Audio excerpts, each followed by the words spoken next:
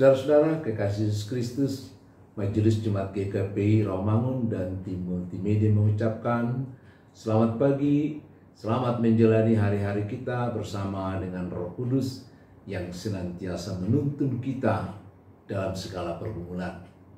Tapi hendaknya kita senantiasa mempertajam pendengaran kita sebagai seorang murid di hadapan Tuhan setiap pagi, sehingga kita semakin dimampukan untuk bersaksi sebagai anak-anak Tuhan.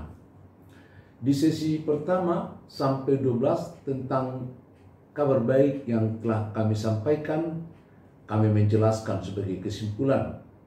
Ternyata bahwa hidup kekal itu adalah karunia Allah.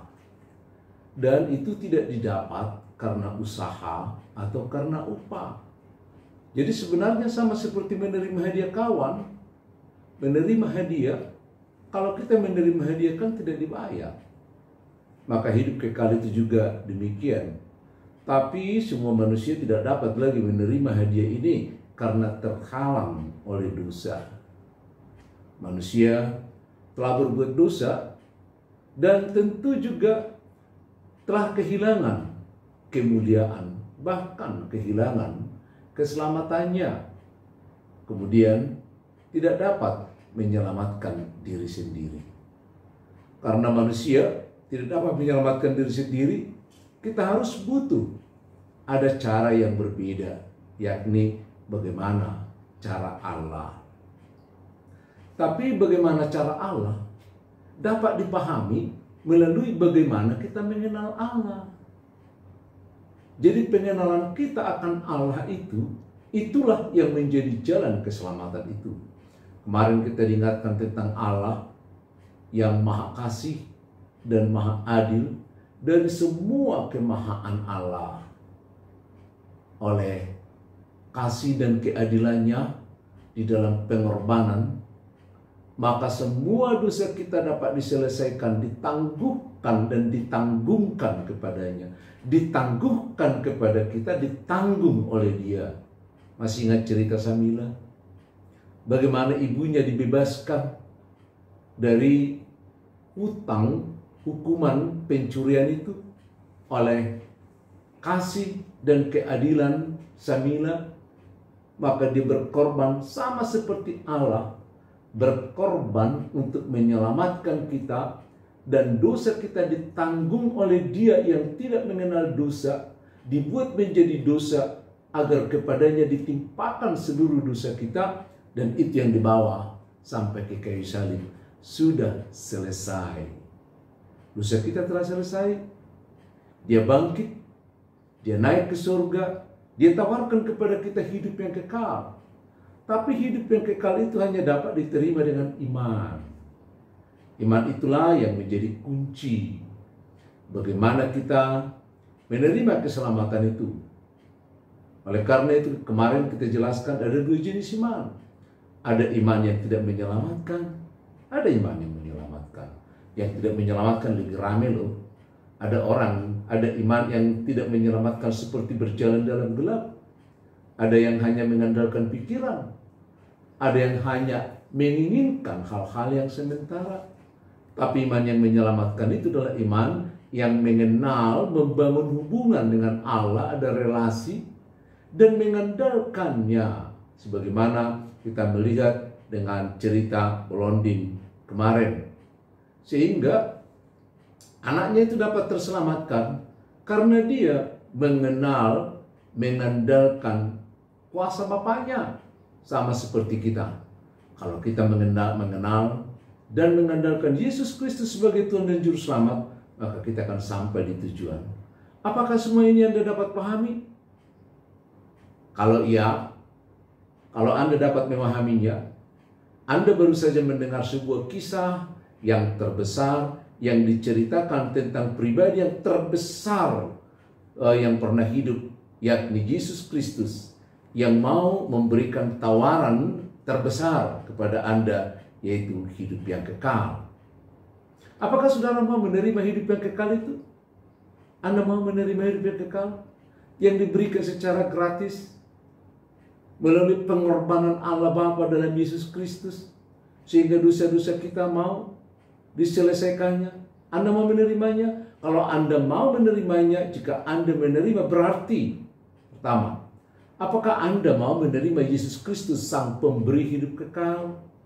Ya jangan hanya keselamatannya dong, tapi kita harus menerima Yesus Kristus juga sebagai pemberi hidup yang kekal itu. Ya, kalau kita menerima hadiah dari seseorang berarti kita menerima orangnya, bukan? Masa mungkin kita menerima hadiahnya tapi orangnya no? Nah, kalau kita mau menerima hidup yang kekal yang ditawarkan itu kepada kita, berarti kita juga menerima Yesus Kristus sang pemberi hidup yang kekal itu. Amin. Oke. Yang kedua, apakah saudara mau mengalihkan pengandalan diri Anda? Mengalihkan pengandalan diri. Tadinya kita mengandalkan diri kita, tadinya kita mengandalkan kemampuan kita, tadinya kita mengandalkan usaha kita, tadinya kita mengandalkan perbuatan baik kita, sekarang kita mengandalkan Yesus Kristus sebagai Tuhan dan Juru Selamat kita. Mau mengandalkannya? Kemarin saya berikan contoh tentang seorang yang perahunya pecah. Dia bergantung kepada perahu yang pecahan perahu itu. Ketika kapal datang untuk menolongnya, pinggangnya diikat dengan tali, tapi satu syarat, lepaskan serpihan-serpihan itu. Lepaskan sampah dari pecahan kapal itu, maka kau akan diselamatkan. Yang ketiga, kalau kita mau menerima hidup yang kekal, berarti kita mau menjadikan Yesus sebagai Tuhan dalam hati. Tuhan dalam arti sebagai Tuhan dalam hati. Dia kan mau nggak kalau kita terima dia dalam hati, maka dia kan berkuasa dan mengontrol, dikontrolnya hati kita dengan kuasa Roh Kudus. Itu yang selalu saya katakan, mari kita mendengar suara Roh Kudus agar dia berkuasa dan mengontrol. Dikontrol hati kita, diberikan kuasa, diberi kekuatan kepada kita.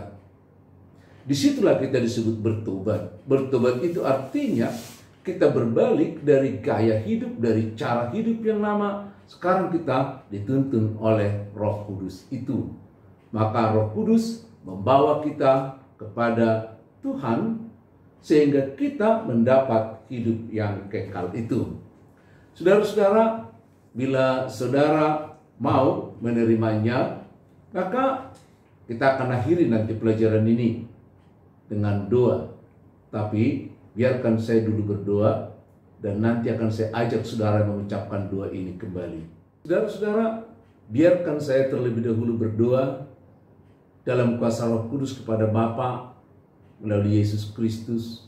Dan ketika saya minta nanti saudara mengucapkan kata-kata atau mengulang kata-kata, mengulang doa yang saya sampaikan itu, nanti saudara akan saya undang untuk menyampaikannya sendiri. Setelah saya mengucapkan, maka saudara boleh mengikutinya dengan mulut, dengan suara yang terbuka. Konsentrasi, kita berdoa kepada Bapa melalui Yesus Kristus dengan kuasa Roh Kudus. Bapa yang baik, Bapa yang senantiasa memikirkan keselamatan kami, yang menghidupkan keselamatan itu melalui kuasa Roh Kudus yang bersaksi. Terima kasih Tuhan karena Engkau memberi kesempatan kepada hamba-Mu untuk memberitakan Injil, yakni kabar keselamatan yang Engkau telah nyatakan dalam hidup kami melalui Yesus Kristus. Sekalipun itu sudah terjadi 2000 tahun yang lalu, tapi saat ini juga terus berlangsung, bahkan sampai kedatangan yang kedua terus berlangsung karena kuasa Roh Kudus. Di sini anak-anak-Mu yang telah mendengarkan kabar keselamatan itu Tuhan, berjanji menerima Engkau sebagai Tuhan dan Juru Selamat dalam hatinya. Berjanji mau mengalihkan pengandalan diri dari mengandalkan dirinya untuk mengandalkan Yesus Kristus. Kami mau berjanji juga untuk menjadikan Yesus menjadi Tuhan yang berkuasa dan mengontrol hati kami. Kami mau meninggalkan cara yang lama untuk hidup yang baru karena penebusan anak-Mu, Tuhan Yesus Kristus Tuhan kami. Saudara-saudara yang telah mendengarkan kabar keselamatan ini, ikutilah kata-kata yang saya ucapkan ini. Tuhan Yesus Kristus, sama-sama. Saya mengaku berdosa dan tidak layak menerima hidup kekal. Hari ini saya mau menerima Yesus yang memberi hidup kekal. Terus, dan tidak lagi mengandalkan usaha sendiri, tetapi mengandalkan Yesus yang sudah berkorban di kayu salib, membayar lunas hutang dosa saya untuk memperoleh hidup kekal. Masuklah dalam hatiku sebagai Tuhan yang berkuasa atas hidupku. Ampunilah semua dosaku. Saya mau bertobat meninggalkan hidup saya yang lama dan menaati kehendak Tuhan dengan pertolongan Roh Kudus. Dan hari ini saya memiliki hidup kekal dan yakin pasti masuk surga.